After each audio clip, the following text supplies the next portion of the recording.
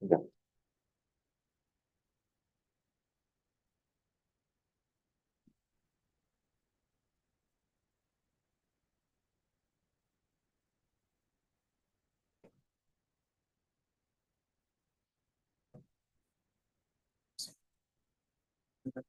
Ahí está, ya llegó.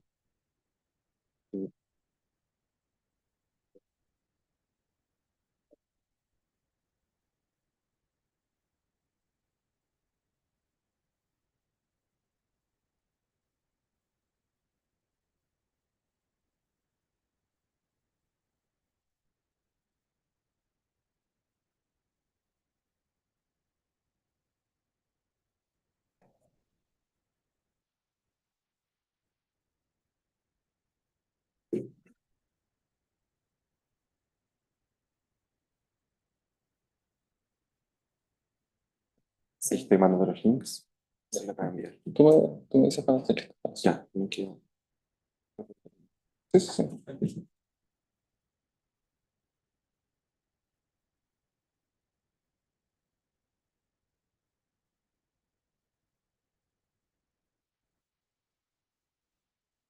Ya.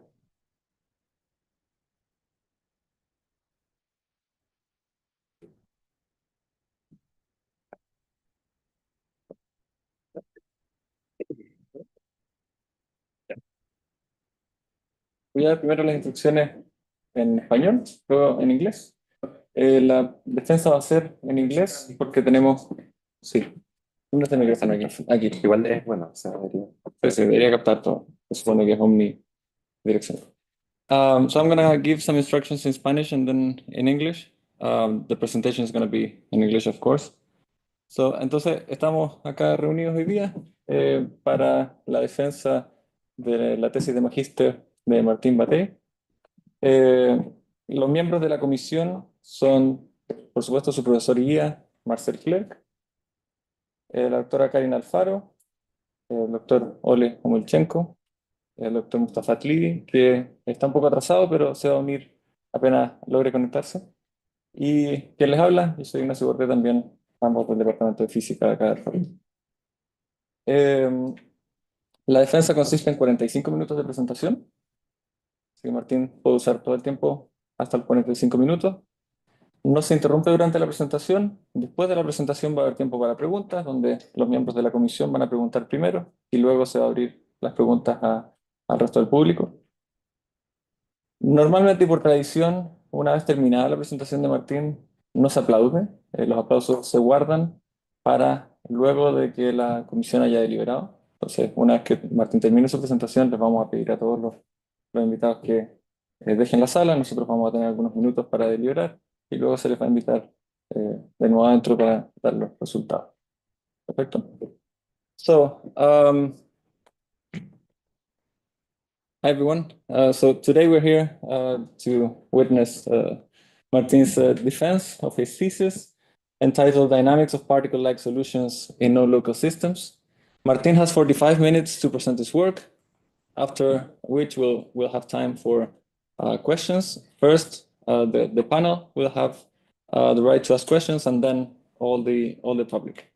After that, we're going to ask everyone, included the ones that are online, to leave the session so we can deliberate. And afterwards, we're going to call you back in so we can give the results. Okay? I don't think I'm missing anything. So please, Martin, the stage is yours. Thank you so much for the introduction.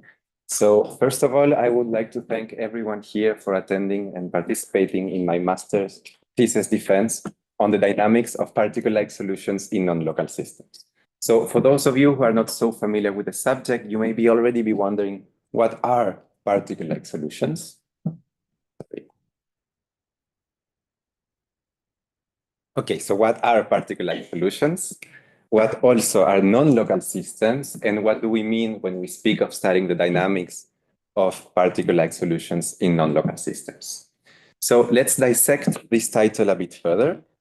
So first, regarding particle-like solutions, here I show a few examples. So as the name suggests, these are localized states or localized structures which are described by quantities reminiscent of classical particles. So if we look, for instance, at panel C here, we see an oscillon in a vibrating layer of granular media, and we can see that it has a very well-defined, for instance, position corresponding to the peak, for instance, of this oscillon, also a very well-defined size. So both quantities reminiscent of classical particles, of course. Now, if we move on to panel A, we can see a sort of more complex localized structure. This is a breathing soliton in a microresonator system. This is some sort of spatiotemporal diagram, meaning that the horizontal axis represents this time, and the vertical axis can be thought of as a spatial coordinate. So in this diagram, what we are seeing essentially is this drift with a constant speed of this breathing soliton. Also, so here we can define the speed, also reminiscent of classical particles. We can see also some more complicated sort of localized states, such as this chaoticon observed in the liquid crystal light valve experiment in Marcel's group. So this is a localized chaotic structure where if one were to track the position and also the size of this structure in time, it would certainly evolve rather erratically due to its chaotic nature. But we can also imagine other kinds, more complex types of particle-like solutions, for instance, this flock of birds, which gather together to avoid this predator at the top right.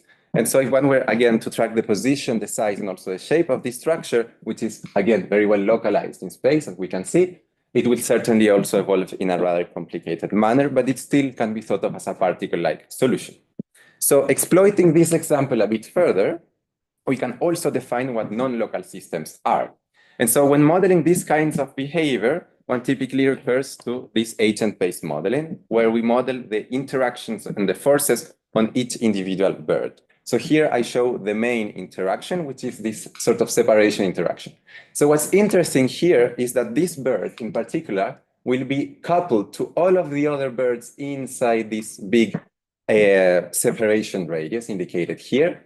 And so why is this a non-local coupling? Because it is coupled not only to the immediate first neighbors of the birds, it is coupled to all the birds inside a certain radius, but it is also not coupled to all of the other birds inside the population, right? So this is exactly what a non-local coupling is. It is when units are coupled in a way that is not local, that is to immediate first neighbors, but also not global, so all to all with the same strength, but it's something rather in between. And so finally, what do we mean when we talk about studying the dynamics of these particle-like solutions in non-local systems? So basically, we'll be interested in answering both two types of questions. First, the whys. So what are the mechanisms that drive the dynamics, that drive the motion? But also the how. So to really provide an in-depth description and characterization of the dynamics, and in particular, as parameters are varied. So to answer these two questions, we studied two different kinds of systems. So first, we studied moving spiral wave chimeras in a coupled array of phase oscillators, where, to spoil you a bit on the result, we observed that the motion, so very surprisingly, was driven by a spontaneous symmetry breaking. So even though the coupling here, which is non-local, is completely symmetric, the solution or the oscillators sort of self-organize into this asymmetric pattern that therefore moves. Now, the second types of system we studied were optical solitons, also with non-local coupling, but here the coupling becomes asymmetric. And less surprisingly, we see that there is indeed a motion, a drift, which is therefore induced by the symmetry breaking term associated to the asymmetric coupling. And so, because we have a limited time, we will focus the presentation on the first part, which for me, I think it has the most surprising or fascinating results. And the second part will only be briefly mentioned towards the end of the presentation. So before we go on to moving spiral wave chimeras, it is useful to first review the concept of synchronization. So synchronization, I expect, is a phenomena which we are all a bit familiar with. So we should see, okay, we should see a bit, yes. So here I show an example of coupled metronomes. They all have different natural frequencies. They have different initial phases, yet we can see that despite the coupling being weak, which is the coupling is mediated through the mechanical vibrations that propagate on the beam, we can see that these metronomes very quickly synchronize with each other perfectly. And this is a universal concept that can be observed in a variety of systems. So for instance, it can be observed in the heart, where we have a large amount of pacemaker cells. Each pacemaker cell wants to oscillate following their own rhythms. Yet, so they couple with each other in such a way that the heart can beat in unison. They synchronize. This can also happen in the brain, although more associated to pathological cases. For instance, during epileptical seizure, it has been observed that a population of neurons becomes completely synchronized. It has also been observed in fireflies, in Southeast Asia, in coupled array of lasers, and the list goes on. And so the question then becomes, how can we describe this phenomena from sort of a general or universal point of view, given that all of these systems I mentioned, they all follow extremely different rules, extremely different laws. And so the answer to this sort of universal framework lies in a very simple observation, that all of these oscillators I just mentioned, they can be thought of as self-sustained oscillators. That means oscillators that isolated from the rest, they oscillate following their own internal rhythms. And so as a consequence of this, they can be described by only one degree of freedom, which is the phase. And so more formally speaking, self-sustained oscillators, they can be represented by a limit cycle in phase space, as it is shown here, which is simply a closed attractive trajectory in phase space. And so because it is attractive, disturbances away from the limit cycle, for instance, due to the weak coupling, will very quickly dampen, and so the trajectory will very quickly follow exactly that of the limit cycle. And so because of that, the amplitude of the limit cycle of the oscillation can be neglected in the assumption of weak coupling, and therefore only one degree of freedom remains, and that is the phase of the oscillator. So the phase must not be confused with the geometric angle here in the oscillator. Although it is a 2π periodic variable, we will define it in such a way that it grows uniformly and following the natural frequency of the oscillator. But now we have to introduce coupling into this framework. And for this, Kuramoto proposed a very simple model, yet a very powerful model. So the first term of this equation essentially is the same that I explained in the previous slide. The phase of each oscillator will vary according to its own natural frequency, which we consider is not necessarily identical for all of oscillators. It can be drawn from some given distribution.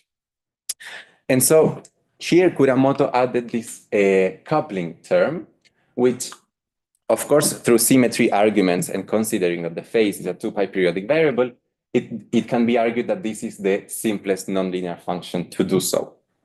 And so here we are considering global coupling. So here each oscillator is coupled to all other oscillators with the same coupling strength K. So we can expect that if the coupling strength is strong enough to overcome the difference between the frequencies of the oscillators, then we can expect to see synchronization. However, if the coupling strength is too small compared to a distribution of frequencies, then no synchronization will appear. We only will observe incoherent states. So in order to characterize a bit more this transition, this onset of synchronization, we will first introduce a macroscopic order parameter, the Kuramoto order parameter. So essentially, the main idea is that we will represent the phase of the oscillators in the unit circle. So essentially, we are taking here the imaginary exponential of the phases, and then we take the average of these sort of green dots, if you wish.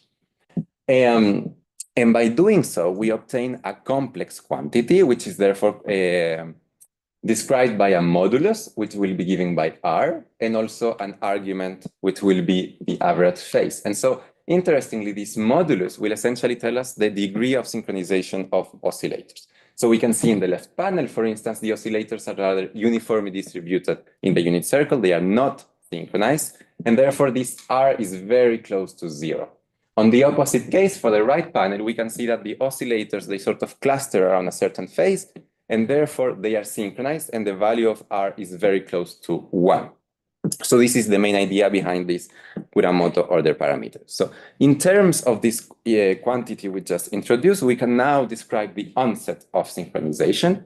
And so if we consider in particular that the frequencies of the oscillators will be drawn from a given Lorentzian distribution with a certain width gamma, and through self-consistency arguments, we can obtain the following result, where we find a coupling strength with a critical coupling strength, which is exactly 2 times the width of this distribution gamma.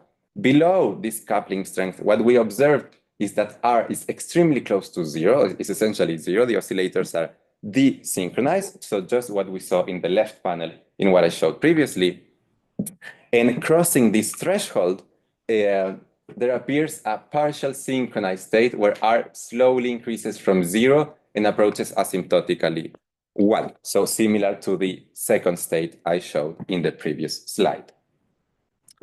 So up to this point, everything is quite intuitive. Again, if the coupling strength is too small compared to the dispersion of frequencies, we observe that there is no synchronization. If it is strong enough, then there will be at least a partial synchronization state. Now, interestingly, Kuramoto, just a few decades later, sort of tweaked this model and considered a more general extension of this model. So in particular, and obtained very fascinating results. So in particular, he now considered the coupling is not global, it's not all-to-all, but is now mediated by a non-local function, this G function here, which is simply a decaying exponential function. So oscillators that are very close to each other will be strongly coupled, and oscillators far away from each other will be more weakly coupled. He also introduced a second term related to this phase lag parameter, alpha, which can be thought of as a short time delay between the phases that are coupled. And so by introducing this phase lag parameter and this non-local coupling, he observed the following state, where I must stress that now the frequencies, we consider they are all identical. This is the case of identical oscillators. And yet by simulating this in a one-dimensional array with periodic boundary conditions, so a ring of phase oscillators, we see that despite the oscillators being completely identical, they sort of self-organize into this into 2 domains, one incoherent domain where the oscillators are desynchronized and one coherent domain where the oscillators are synchronized. And so they sort of self-organize and decide to split into 2 domains. And so because this is a very unexpected result of this coexistence of 2 parts that should not coexist with each other, this was later called a chimera state, in reference, of course, to the mythological chimera. And so extensions to this model were done in 2 dimensions.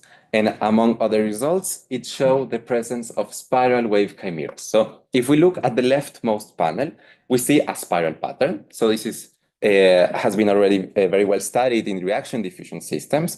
But there's mainly one difference with this new kind of object, this spiral wave chimera, is that, again, in reaction diffusion systems where spiral patterns are very well known, there is always a phase singularity at the tip of the spiral. There the amplitude goes to 0 and the phase cannot be defined. So here we see a different kind of behavior where if we zoom in into this tip, into the core of the spiral, we see that this sort of phase singularity becomes hidden by this incoherent core, where here the oscillators, they are not synchronized at all. Whereas in the rest of the spiral pattern, we see that they are synchronized essentially.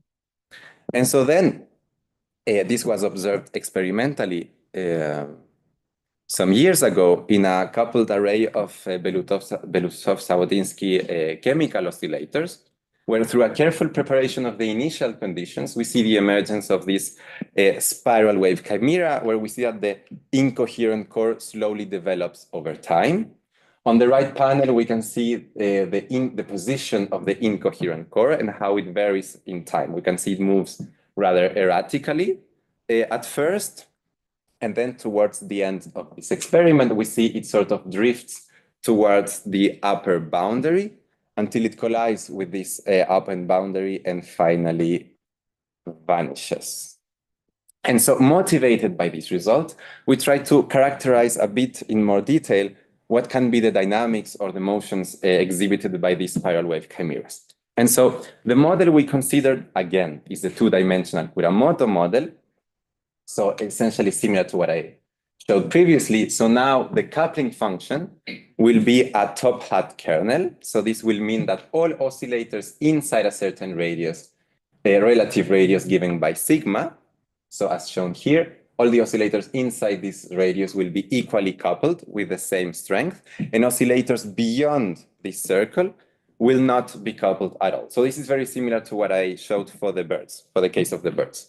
Again, as it is typically done, we'll consider that the frequencies are drawn from a Lorentzian distribution with a certain width gamma, and simulations of this model, simulations of this model show the following kind of state. So first we observe symmetric spirals which drift in the direction perpendicular to the line connecting the cores. So these are reflection symmetric spirals along the vertical direction. Because the system is invariant to translations and also 90 degrees rotation, depending on the initial conditions, we can, of course, see this spiral sort of shifted or rotated by 90, 180 degrees, and so on.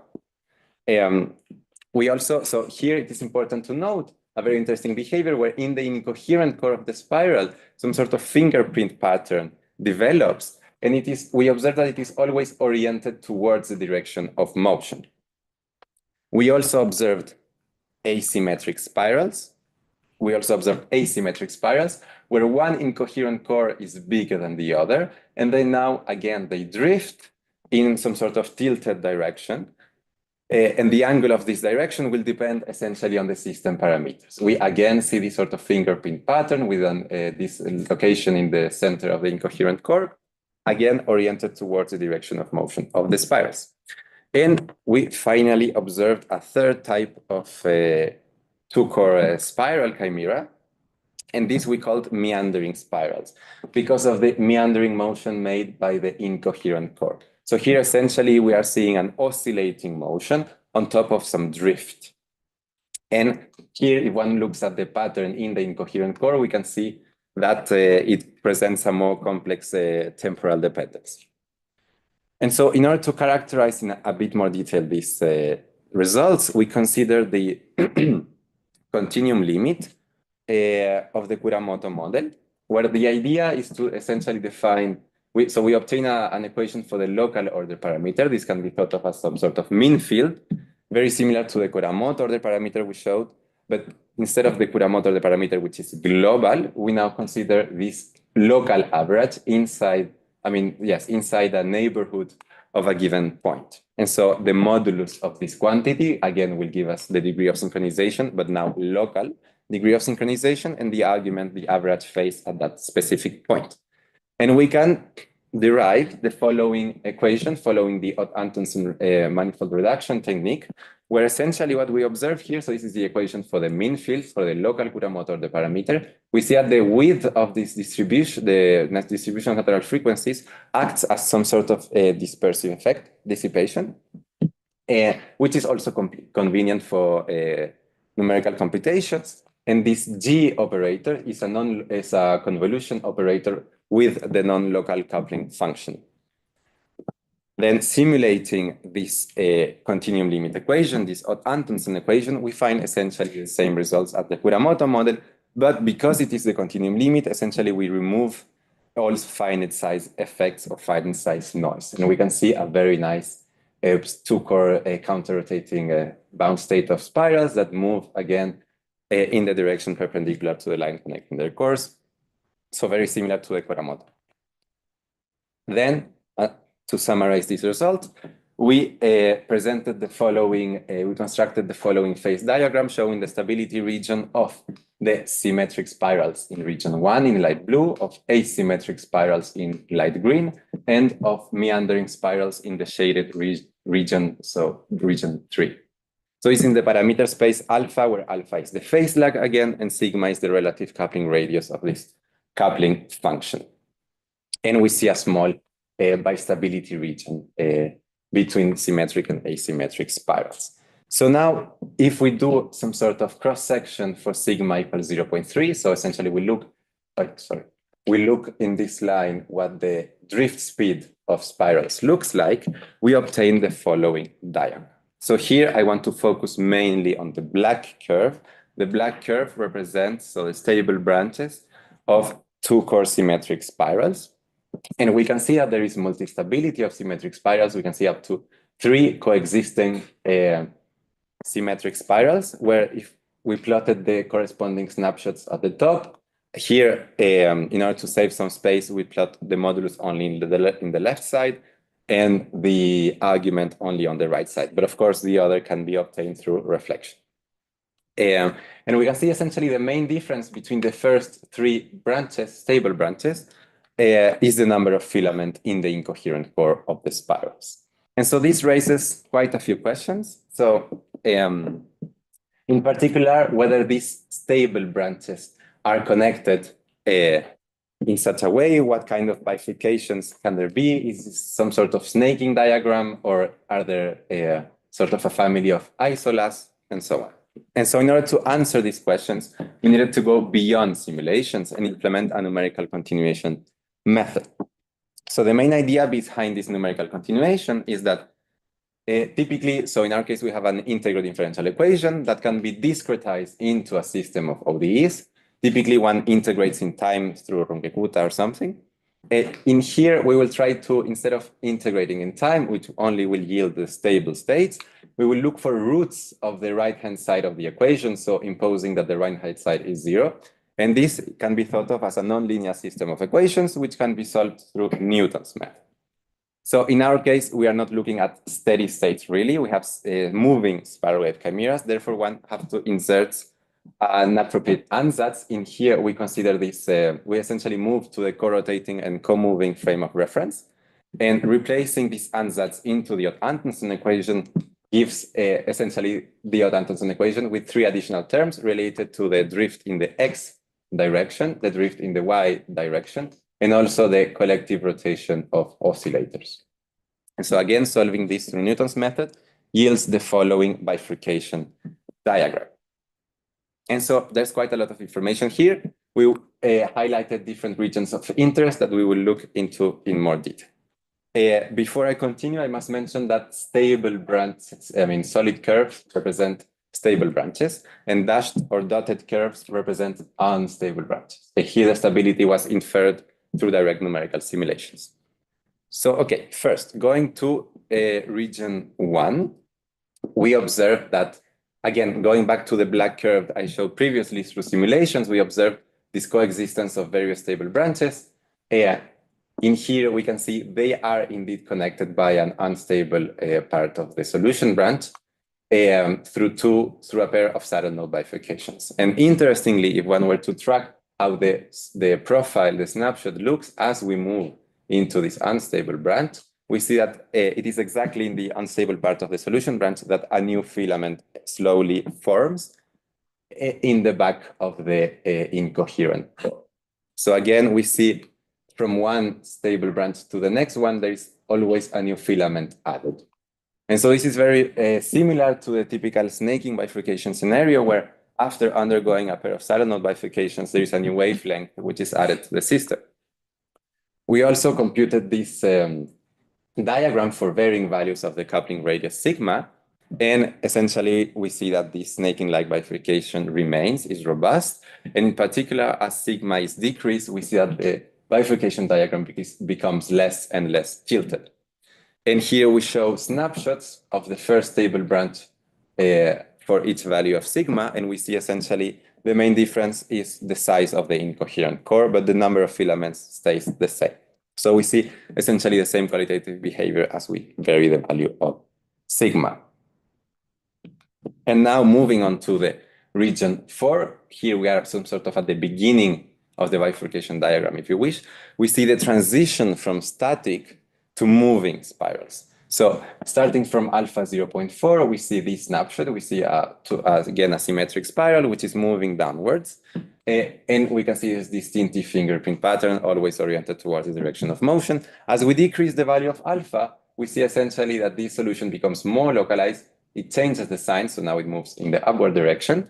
And finally, as alpha goes to 0, we see that the solution becomes symmetric in the vertical direction. it doesn't move, the speed is exactly 0, and it becomes very well localized.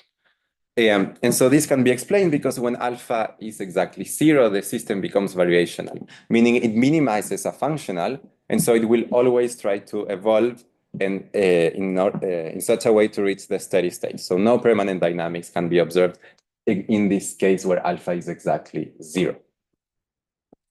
And then finally, on the other side of this bifurcation diagram, we are looking now at region 3, we see the annihilation of spirals. So we can see, for instance, in panel 1, shown here, we see some sort of distorted spiral pattern with a very well-defined incoherent core. Here we take the cross-section along the middle of the system. And we can see very well-defined, so these incoherent cores, where the degree of synchronization goes to 0. As we increase the value of alpha and we move towards snapshot 2, we see that these incoherent scores sort of bump into each other. And then subsequently, as we keep increasing the value of alpha, they disappear. And so here we see how the two cores of the spiral, they collide, and because they have opposite topological charges, they annihilate. And now, in order to characterize, again, these results in even more depth, we chose to switch to a trigonometric coupling function, which is shown here. It can be thought of as some sort of Fourier expansion of the top hat coupling to first harmonics, in which case the parameters A and B will be given by this relationship. And so the advantage of switching to a trigonometrical coupling function is that allows for a semi-analytical method to be used, which means that we will greatly reduce the number of unknowns of the system we need to solve. So from around 10 to the 5 unknowns, we now only have to solve for 10 unknowns. So this means that the bifurcation diagram, which I showed previously, which took around 2 months of continuous calculations, it can now be computed in a matter of days. And so performing continuation in this new model, here we start from the simplest case. So first, the static variational case where alpha is exactly 0 to understand how the two core spirals emerge. And we fix the value of B. So B is the second term of this, or third term of this coupling function. We fix it to 0. And we see essentially what are the different equilibria that can be observed as we vary the value of A. And so interestingly, we can see here this orange branch, unstable branch, represents the two core symmetric spirals. And we can see that it emerges through a sequence of symmetry breaking bifurcations from a homogeneous state, the partially coherent uniform state. So we can see here this gray branch where R is very close to 1. So here oscillators are mostly synchronized. We can see through a first symmetry breaking bifurcation, the emergence of this green branch corresponding to this anti-phase state. Then through a secondary symmetry breaking bifurcation, we can see the emergence of this pink branch corresponding to this planar state. And then finally, through a third symmetry breaking bifurcation, we see the emergence of this symmetric two core spirals, which are shown here. So these are the symmetric two core spirals. And so now, as we increase the value of B, we see that the branch of symmetric two core spirals becomes stable. A small part of the branch becomes stable through a pair of saddle node bifurcations.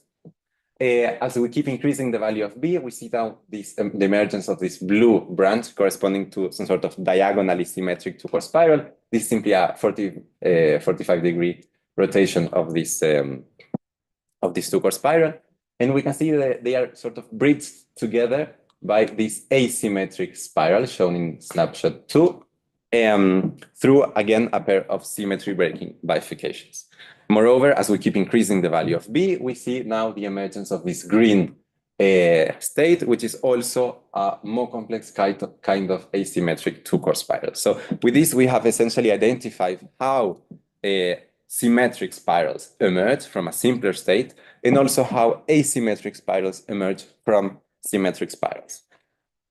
All of this through a sequence of symmetry breaking bifurcations. And so in order to summarize these results, we plotted the following phase diagram where we indicate the stability regions of the different two core spirals we observed.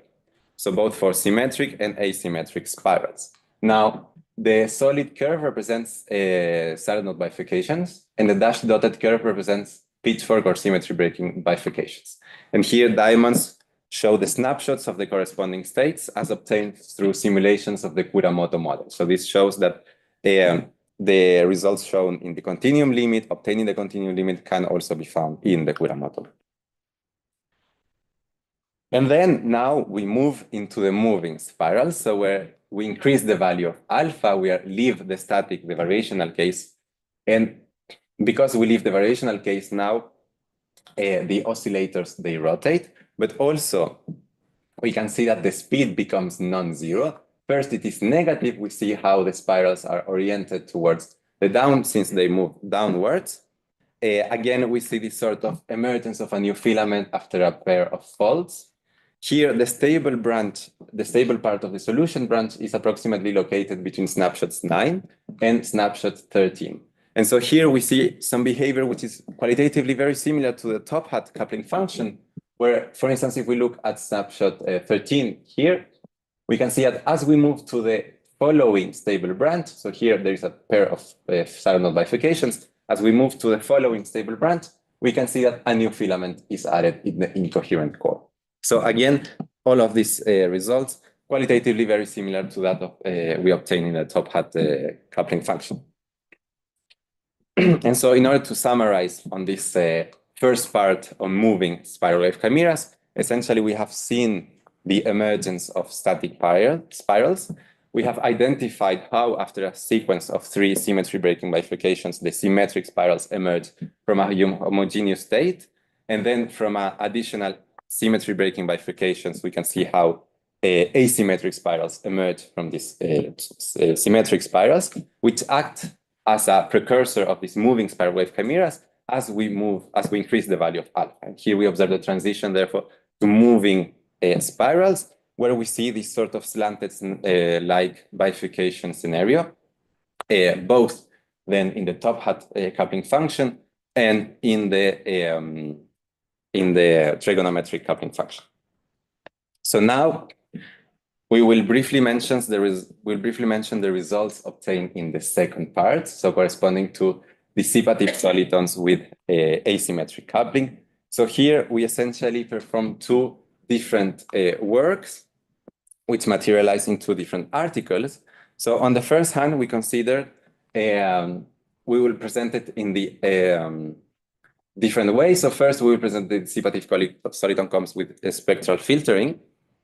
So essentially, what we consider here is this optical resonator system with an optical, so it's a optical fiber cavity. These type of systems are typically described through the Luggiato-Lefebvre equation shown here. Here we consider 2 additional terms, which I will explain shortly. In particular, this Luggiato-Lefebvre equation presents the time evolution for the complex field and for the complex envelope of the electric field inside the cavity. We can see that the first term corresponds to the injection of energy through the laser. There is a dissipative term which is normalized. Then the frequency detuning between the laser and the cavity frequency, we see that there is nonlinear Kerr effect related to the properties of the medium. And finally, a second order dispersion term in this tau variable, which corresponds to the fast time inside the cavity, and the normal or slow time corresponds to the time over several cavity round trips. And so in our case, we consider the addition of a fiber Bragg grating in the fiber core. So as a result, there is some sort of spectral filtering of the field inside the cavity. And this sort of spectral filtering can be modeled through a non-local convolution operator, which we chose to approximate as some sort of gradient expansion. So because this function, we argue it is localized, it can be represented by essentially 2 terms, one symmetry breaking term, because there is an odd derivative related to this alpha 1, and the other some sort of diffusion term related to alpha 2. And so simulations and numerical continuation of this modified Luggiato-Lefebvre equation show the following. So we can see this soliton, which is stationary, it does not move, in the fiber cavity. And when alpha 1 is 0, that means there is no reflection symmetry breaking term. This is completely symmetric. We see the typical homoclinic snaking bifurcation observed for the Lugато-Lefebvre equation. So here we see essentially a modulational instability. Here the horizontal axis represents the homogeneous state. We are looking at the L2 norm from deviations of the homogeneous state. There is a modulational instability, also a subcritical modulational instability where the pattern state emerges unstably. It becomes stable through a started node bifurcation. And in this sort of snaking or pinning region, we see two essential branches corresponding to solitons with an odd number of peaks and an even number of peaks. So in blue and orange respectively. And so again, what we see here essentially is that after undergoing a pair of started node bifurcations, there's a new peak that emerges in the soliton, in the profile of the soliton. And so interestingly, when we increase the value of alpha 2 corresponding to this diffusive term, we see that the snaking region shrinks significantly. And so therefore the stability regions of the solitons also shrinks with it. Of course, we see that the snaking bifurcation scenario still remains. So qualitatively, it is it is robust to changes in alpha 2. We see, however, that when we increase the value of alpha 1 from 0, so now we introduce the symmetry breaking term related to alpha 1, we see first the motion of the localized structure of the soliton as a result of the symmetry breaking term. So it's an induced motion as opposed to the spirals where there was a spontaneous symmetry breaking. We can see also that the homoclinic snaking disappears, it is broken, and instead the solitons are organized into a family of isolas. Here we show the first isola corresponding to the soliton with one peak, but of course we must imagine that it is composed of a family of stacked isolas, as many as there can be peaks in the system size. And we see again, so here we look at the profile, we see that an asymmetry develops in the profile as a consequence of this induced symmetry break. Now, in a second study, we examined some sort of similar state. So again, an fiber optical cavity, where we now consider a different kind of non-local term due to the Raman effect. So the Raman effect can be thought of as some sort of delayed response of the medium, non-linear response of the medium. Can you mute yourself? Okay. Yeah, sorry. So again, we add this Raman effect and also a fourth order dispersion term. And so we derived a reduced model close to the emergence of the bistability in the form of a Swift-Hohenberg plus a Raman effect in order to characterize more easily the system. And so by performing numerical continuation of the Swift-Hohenberg, we observed so the emergence of both bright and dark solitons represented here. So a bright soliton is a peak, whereas a dark soliton is like a valley now. And so again, because there's this symmetry breaking term due to this Raman effect, which again is asymmetric, we see that the homoclinic snaking typical of the Swift-Hohenberg equation now breaks apart and is replaced instead by this family of isolas. And we can see here, due to the system size, we only have 4 isolas, both for the bright solitons and the dark solitons. And this only occurs in the bistability region of the periodic pattern, of course, and the supporting homogeneous background represented in this orange curve. And so as a summary, in this second part, we have identified the main bifurcations through the combined use of numerical continuation and direct numerical simulations. We observed that the motion here was induced by a fourth symmetry breaking term. So in the first case, this fourth symmetry breaking term is related to this first order derivative, so the alpha 1.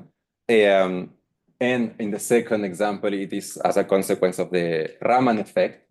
And finally, we can see that, again, accompanying this, or as a consequence of this forced symmetry breaking, not only the motion is induced, but also the homoclinic snaking breaks apart, and instead it is transformed into sort of a family of isolas.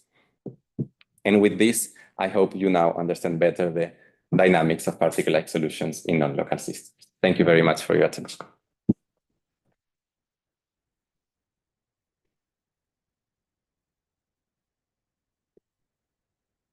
gonna start with Yes. the questions.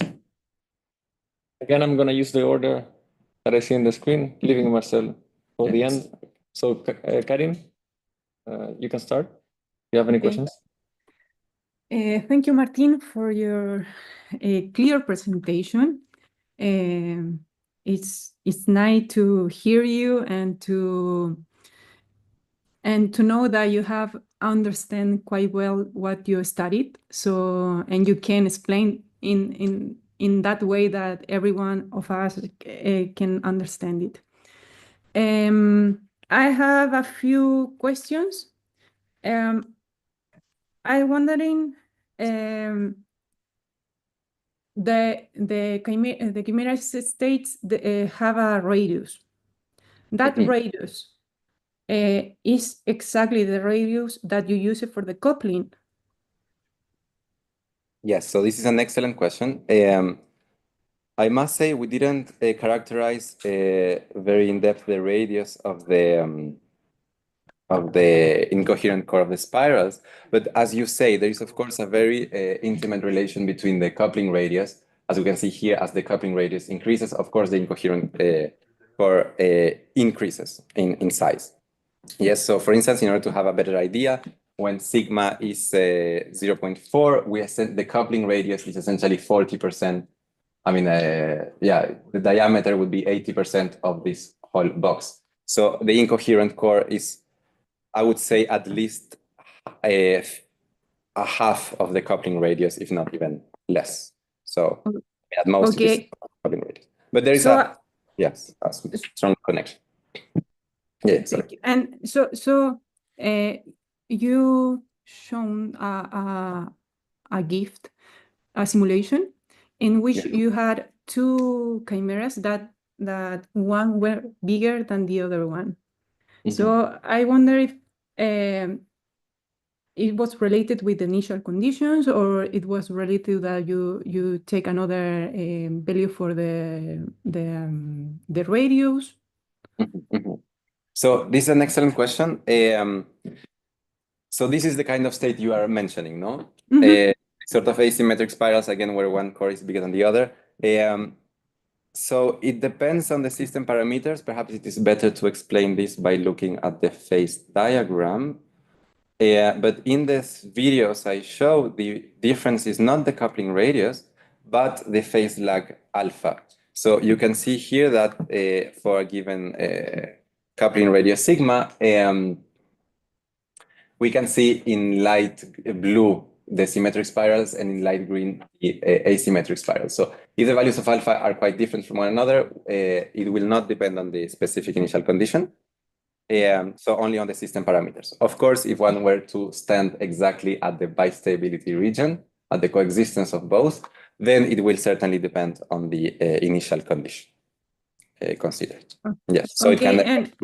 Yes. Okay, and here I know that you well, these are continuous. So what happened with the boundary conditions? Yes. So excellent question. Here we consider periodic boundary conditions. We did not study different types of boundary conditions. Yes. And what do you think? What happened if you consider differently? I ask him because you have shown the flocking, this movement that has a group of birds. So I wonder, of course, when they see I don't know, a tree or something that it's in their of course they don't crash into the Sure. So what happened here? You mean if we change the boundary conditions, right? Yes. So I would expect to see some motion. However, in that case, one should consider a sufficiently big system size. Otherwise, they would vanish, when they crash with the boundary. But I think we could expect some motion of the spirals. I don't know if exactly a drift, but I would expect to see some motion of it. Yes. And what do you think that you have to include? Used to observe like a bound in the boundary condition, in the, yeah, at the corners. What do you think that you should include to in some way avoid the disappearance of your of your chimera? Yes, this is a great question. So I think one could approach this in several ways. So the first idea that comes to mind is that one could sort of anchor the spirals by adding some term which will some sort of like a potential, that will sort of encourage them to stay around the middle and to penalize them for approaching the boundaries. I think this would be the simplest way. Yes. Good. And well, I have well, maybe the last question. Have you missed something when you at the beginning you deal with a discrete system, and then you deal with a continuous system? I know that qualitatively you recovered your results. However, there was something that you missed in that. Yes. So this is a great question. Because, on the one hand, because we consider the continuum limit, for instance, we remove finite size effects, so we could observe in the Kuramoto model, the discrete model, some fluctuations as a consequence of this finite size effect. I guess this would sort of disappear. Corresponding to the dynamics and the particular states observed, I would not expect to miss any kind of states. And in particular, every state we observed in the Kuramoto model had its similar observation, or essentially the same observation in the continuum limit equation. Okay. Yes. And well, you say that you didn't study you didn't focus on the radius, but I think that maybe the radius in the discrete system was bigger than usually bigger than in the continuous, no? I would have to verify this claim. I wouldn't say that is necessarily bigger. Perhaps the sort of the idea of the boundary of the incoherent core might be a bit more diffuse in the Continuous? in the discrete system, I mean. Because in the continuum limit, I mean, we can see a very sharp transition from, you say, the blue color to the yellow one. But I would say in the discrete system, again, because there is finite size noise, I would expect this boundary to be perhaps a little more blurry. Yes, blurred. Okay. Sorry. Well, thank you very much. Okay. Thank you so much, Karim. Thank you, Karim. Oleg? Any questions? Thank you, Martin, for a very nice presentation. Yeah, you showed an impressive number of interesting results now. I also have several questions to ask. First, let me start looking at this slide. If I look at snapshots of chimera states shown in panel C, E, I see that internal structure of the spiral is quite complicated, and it is not obvious what is called the position of a chimera. Could you comment on this? How did you determine position of a spiral chimera? Yes, so this is an excellent question. So for the position of the incoherent core, as you say, if we look only at this C and E snapshot, it's difficult to see. But essentially, if one takes the convolution of the non-local coupling function with this local order parameter, we there see an extremely smooth state where a very well-defined local minima corresponding exactly to the position of the incoherent core, and this was the strategy we used. Thank you. And then another heuristic question. What is your impression? Is there a relation between geometry of spiral wave chimera and its dynamics? More precisely, if you look at the snapshot, can you conclude from the geometry of the snapshot in which direction spiral wave chimera moves? Yes. So this will be very closely related to the orientation of the fingerprint pattern, I would say. This sort of would point in the direction of movement of the spirals. Now, in the case of asymmetric states, in the case of symmetric states, of course, it's very easy to know whether they are moving upwards or to the right or to the left because of the location of the incoherent course. In the case of asymmetric spirals, it would be a bit more complicated because there we see that the sort of the direction of movement is not necessarily related to the location of the incoherent course. And so I would say that the surest way to know that will be looking at the orientation of this fingerprint pattern, except in the symmetric case, which it becomes more simple. Okay, thank you. And then could you go please to the slide 36? This is second part of your presentation. Almost there. Okay. Yeah, I have two quick questions to equations which you have in the bottom left corner.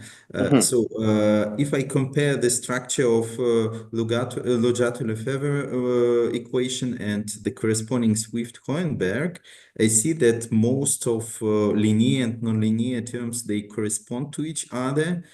But the integral term has cubic nonlinearity, while in Swift-Hohenberg you have a linear term.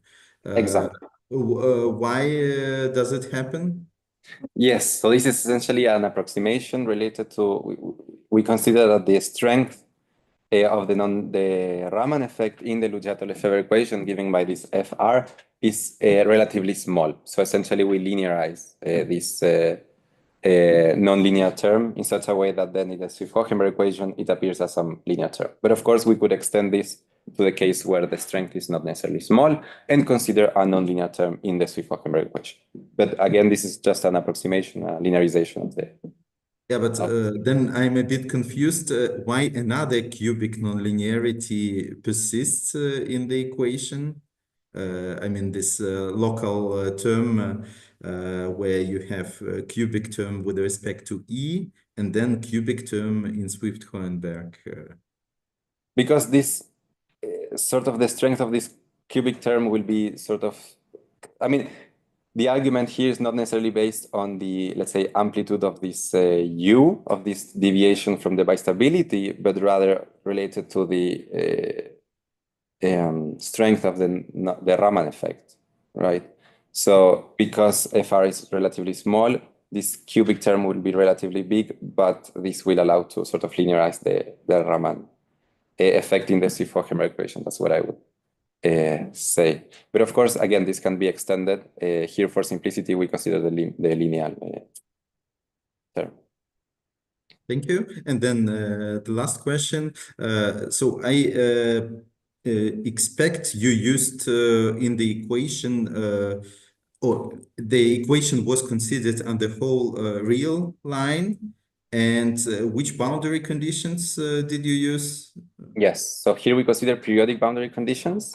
And for evaluating the so the periodic boundary conditions are typical for these optical cavities because it's sort of like built in the experiment.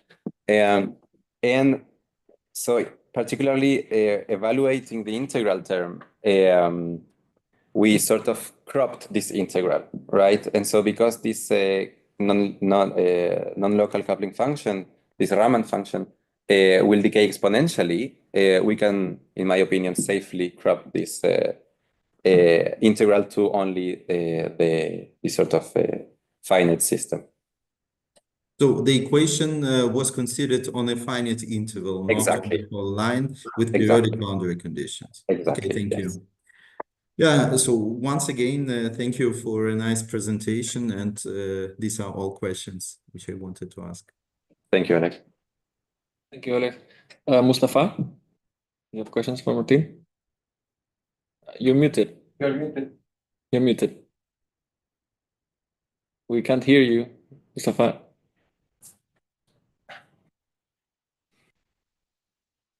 Yeah. No, he's still. Can he hear us? Yeah, he can't hear you. Thank you very much, Mr. Chairman. There you I go. apologize first for this perturbation due to some technical problem in my house.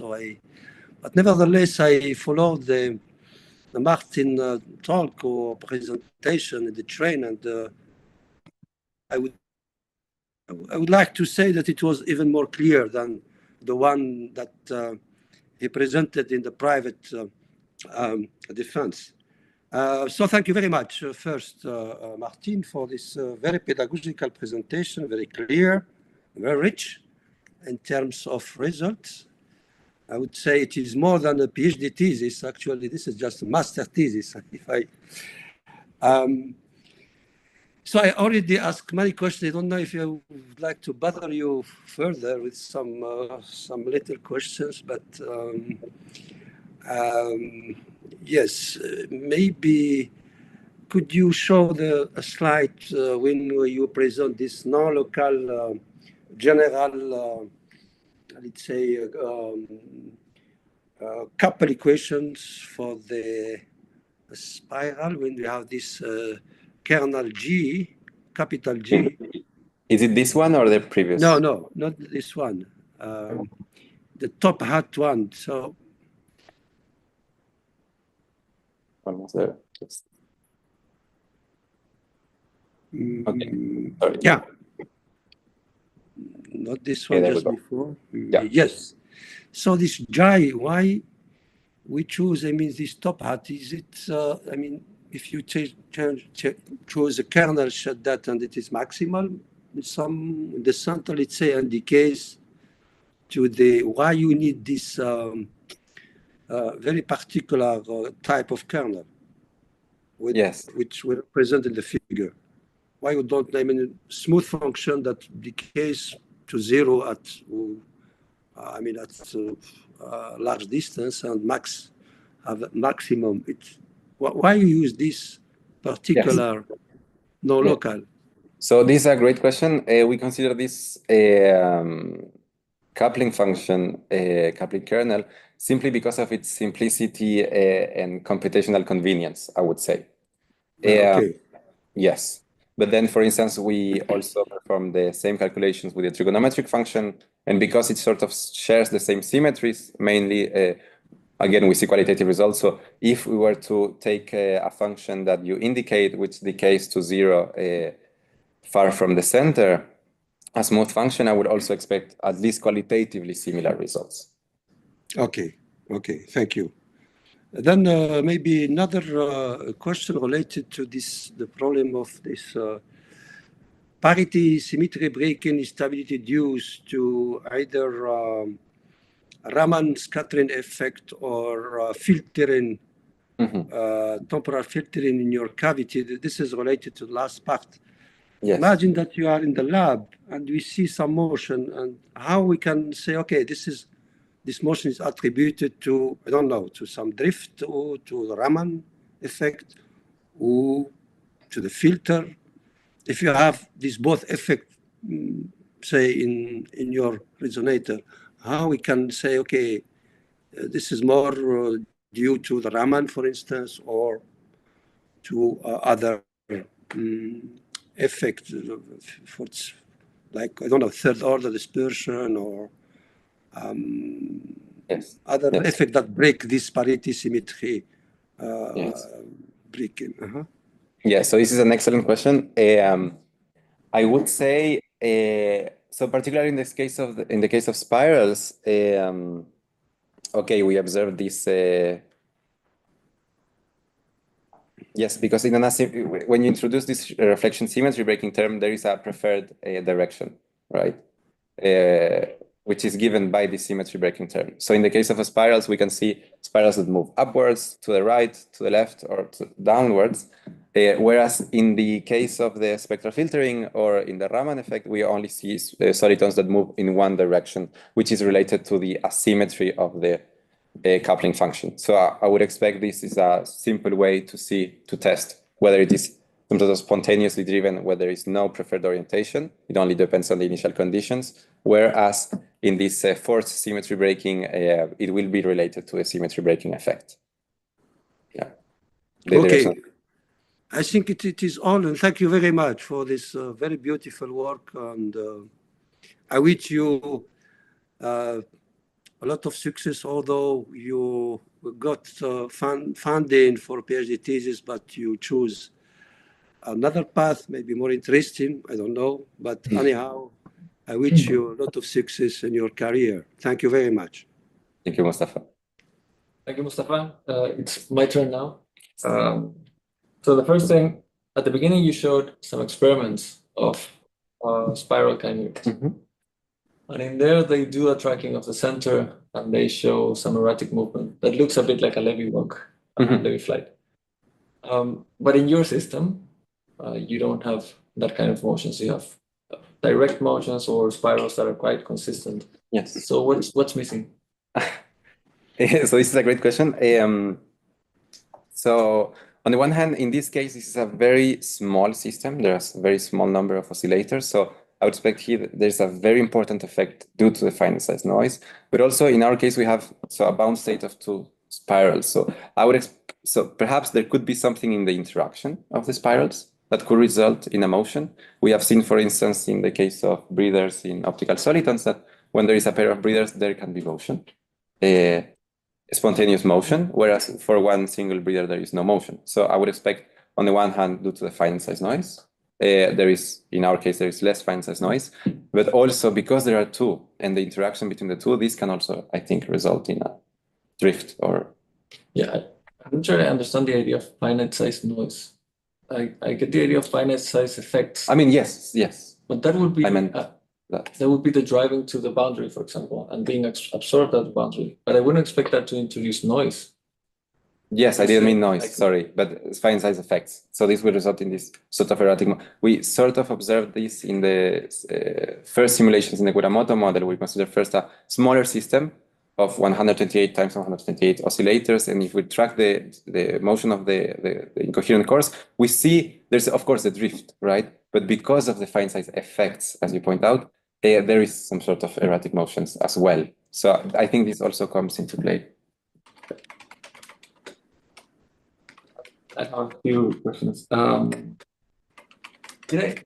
the asymmetric spirals, so can you...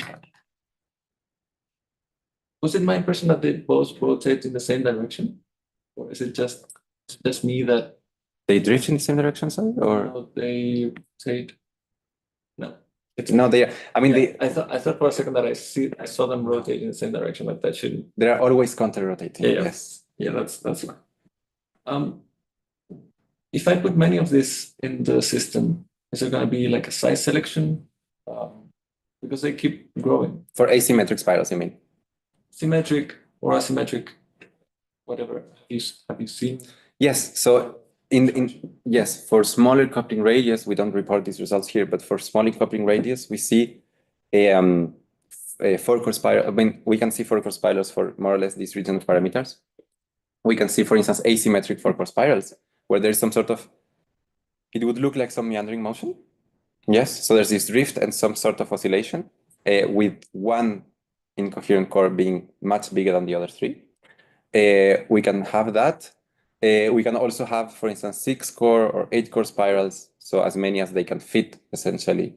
And this will be, of course, related to the coupling radius. So as we discussed a bit, for smaller coupling radius, smaller incoherent cores, so sort of more spirals can fit in the system. What about their interaction? Not necessarily the asymmetric ones, but maybe the symmetric. Are they repelling each other? Are they attracting each other? But if you look at the centers of mass there, they seem to be doing something. Yes. Maybe in that one they don't do anything, but maybe it's just a finite time effect.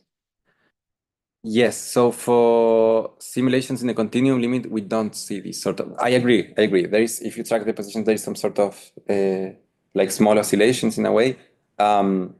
I wouldn't know how to answer this in terms of the interaction because we didn't really study interactions, and because we also consider periodic boundary conditions, I think one has to be sort of careful with that.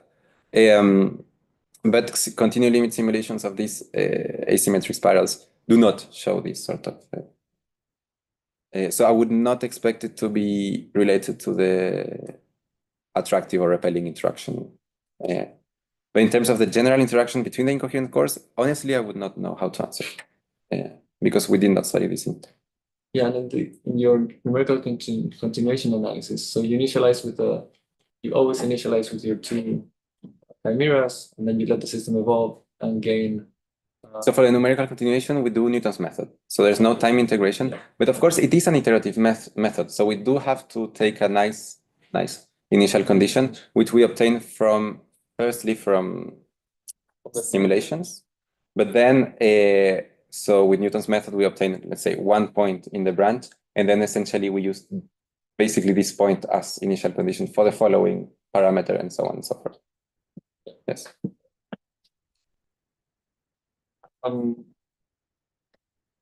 Yeah, I have one more philosophical question. When and why should I do numerical continuation? Because it's an effort, right? It's quite an effort. So why should I do it and when?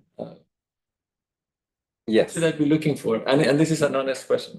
No, yeah, I get that. And thank you for your question. So first of all, regarding the effort, of course it is an effort, but I would say this was particularly difficult because it is non-local. If it is local, it can be done much. It is much faster.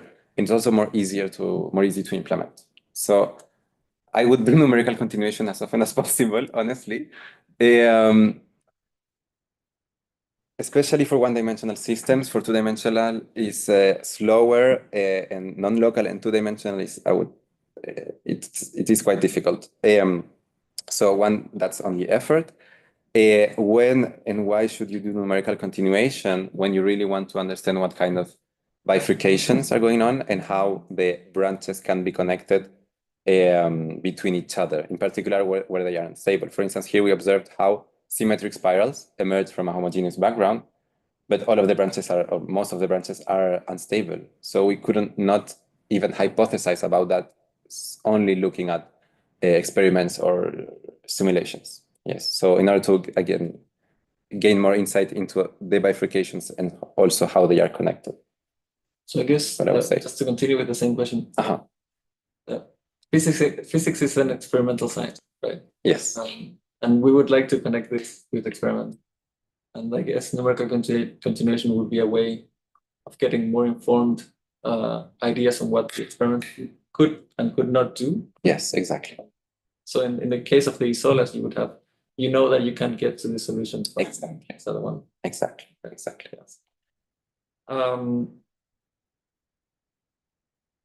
Yeah, in your continuation, you showed a line this is in the 10 parameter approximation. So when you do the reduction from 10 to the 5 to 10 parameters. Okay, yes. And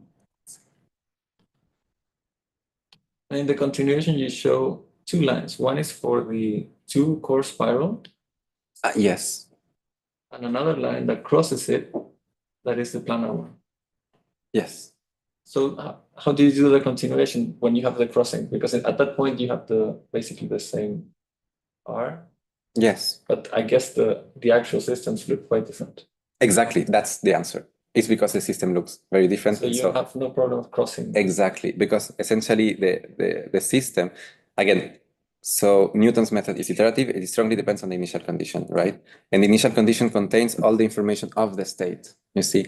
And so at the bifurcation point, the states look the same, really. Only after the continuation at the bifurcation point where one branch develops, there we see the development of the difference, let's say, between the states. So here we performed pseudo arc length continuation. So as a result, we always follow the tangent vector. And as such, this sort of guarantees that we will stay always on the same branch. And so this avoids switching at unwanted points, right? So basically, it is because of the pseudo-approximation that we stay always on the same. Right.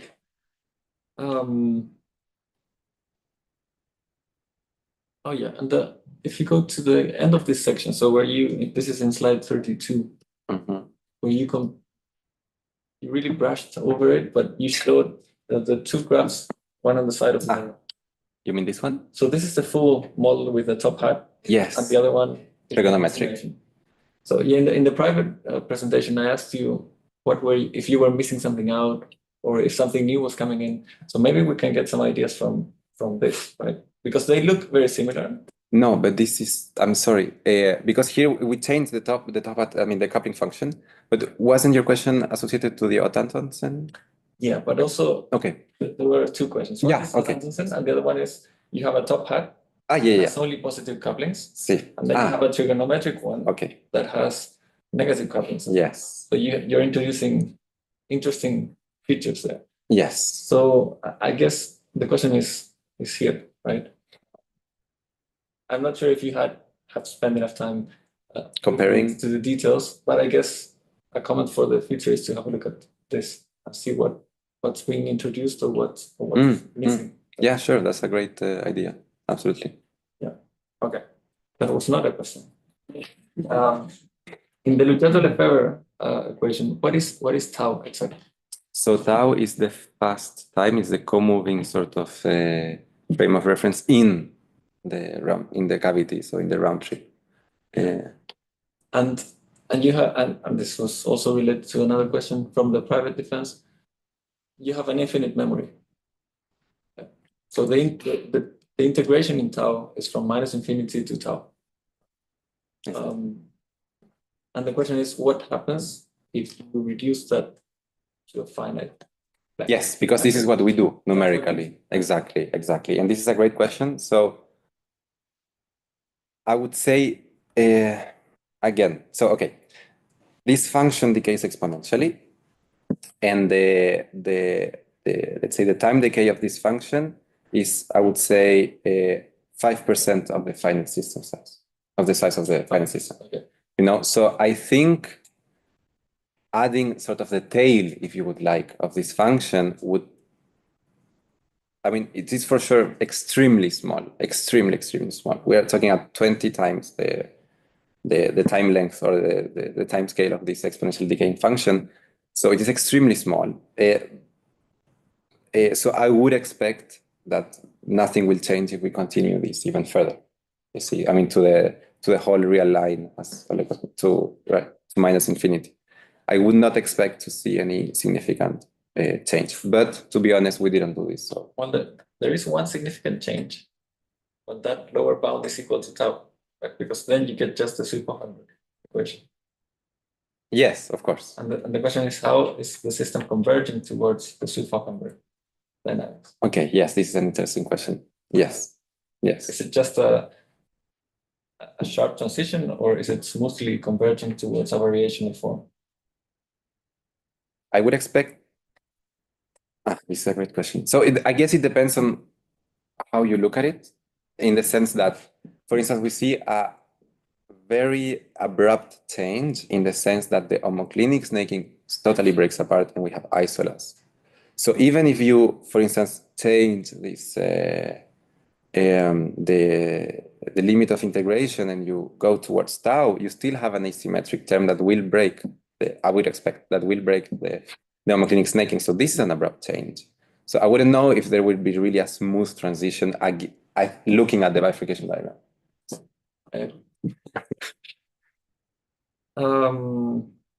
I have a 10 here, but there's no question. But yeah, that's it from me. Thank you so much, Inés. So now, Marcel?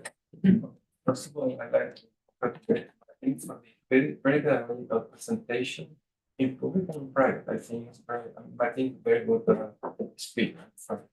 And also the demands of Martin is very good. Also, when I read it, I think also very good at what you wrote very well. So it's also very important to maintain and keep it. And I'd like to remark first that when we start to work, because Martin is very hard worker and very creative, in particular from the numerical scheme. And I proposed to him to develop an interactive numerical code. And we start on that in Python. And we're very happy in some moment, but we start to collaborate with Oleg, after that with even Sally and Mustafa. And every time Martin obtain a more and more results. So we don't finish our first task, but we're very happy because every time Martin obtain more and more results. So I'd like to congratulate for that because we are very, very productive, very different collaboration with you. And I'd like to continue work with you if it's possible or not. I don't know. But okay, I have also some questions, maybe my last question for you, but for your cases, of course.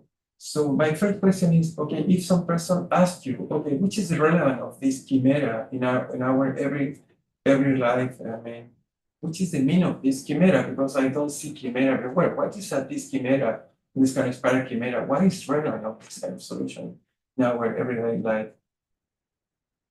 Yes, so it can be relevant in the sense of applications. So there are some sort of similar states that can be observed in the case of cardiac arrhythmia, where a spiral forms in the heart, I mean in the electric activity in the heart, and there we can see something rather analogous to spiral chimeras. So there, deepening our understanding on spiral chimeras could provide insights on these sort of cardiac arrhythmias and prevent those kind of states.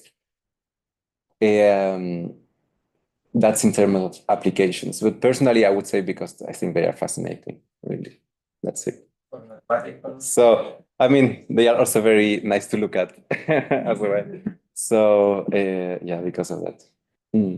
Some person think that maybe sense a kind of chimera. For instance, yes. Yes, this is true. There is a relevant problem. Exactly. Yes, there are quite a few applications. Yeah. Okay, so this audio study was in 2D, but we can extend this Kuramoto model in 3D. Yes. So the question is, what do you think about that? You can imagine a sort of a spiral chimera in 3D, a sort of vortex. I mean, certainly, I think those are called scroll states. They look like a scroll. So it's a spiral, which is sort of extended in the third dimension. And there can be also more complicated type of chimeras, spots, and so on. Yeah, so I would expect more or less the same similar behavior to occur in 3 dimensions. Of course, there will be more rich dynamics. There are more possibilities, so more states and more dynamics in general. Yes. Question of Karen also Ignacio to the noise. Because in the Kuramoto model, okay, this is the first model. Yes. So we have fluctuations, but yes, exactly. We neglect. Yes. We average this fluctuation. Exactly. But the question is, if you include the fluctuation, what kind of fluctuation you include? I mean, additive, multivariate, what kind of effect you expect to include in this kind of odd atoms model to describe what happened in the chimera? Yes, so this is a great question.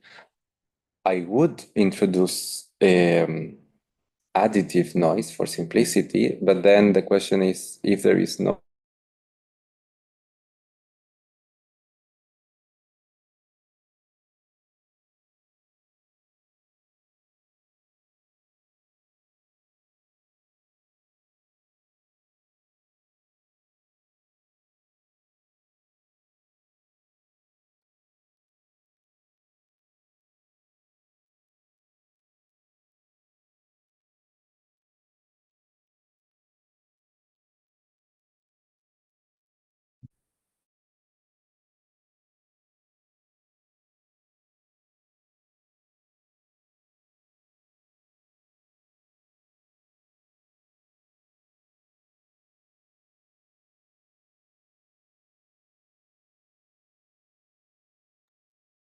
We lost them.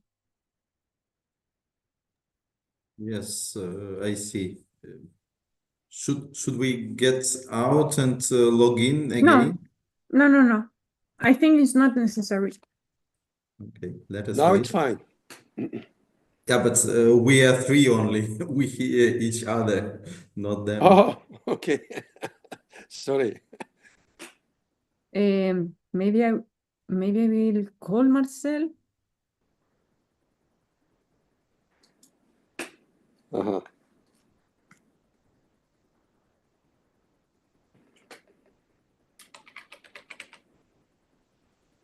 It will be faster than writing. In YouTube, they also the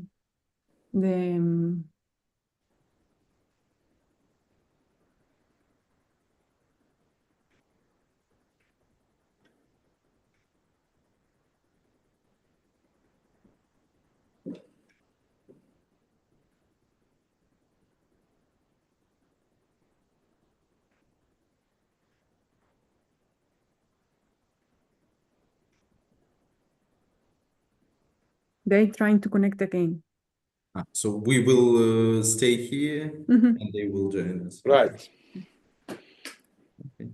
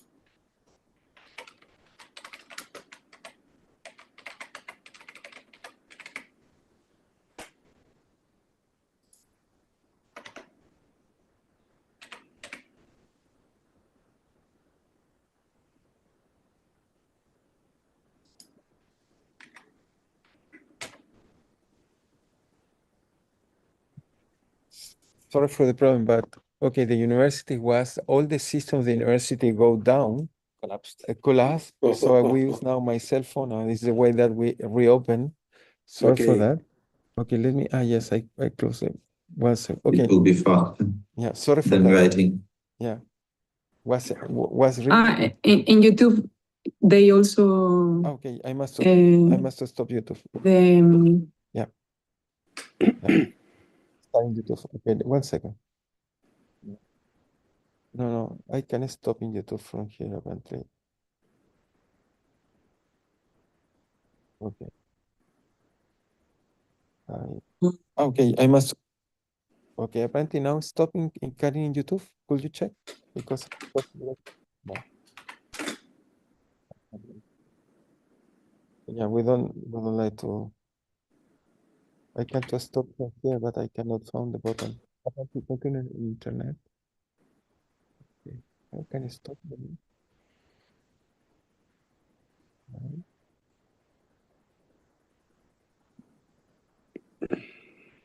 Yeah, we don't like to. Yeah, well, I can just stop from here, but I cannot find the button. Apparently, continue Marcel, in internet. Professor Rene said that the YouTube is recording, so Yeah. you have I to tried stop it. Yeah, I tried to stop Karim, but I cannot find the button. Let me see mass maybe. No, because here I don't say nothing. You want the link? No, claro. Like, wait, only 1 second. I want to fix this. How to stop this? Cambiar. Yeah, because we're just in internet. I don't know how to stop this. Or Marcel, maybe we can. Okay, I create Yeah. another link. Maybe I can send you maybe better. Okay. Exactly. Or maybe we can enter again to this into this link with this link No, and maybe stop. yeah. I don't know. I stopped the. I will send you a link in 1 minute. Maybe it's better. Okay, Another link. Okay. good idea. Okay. Then we leave. See you.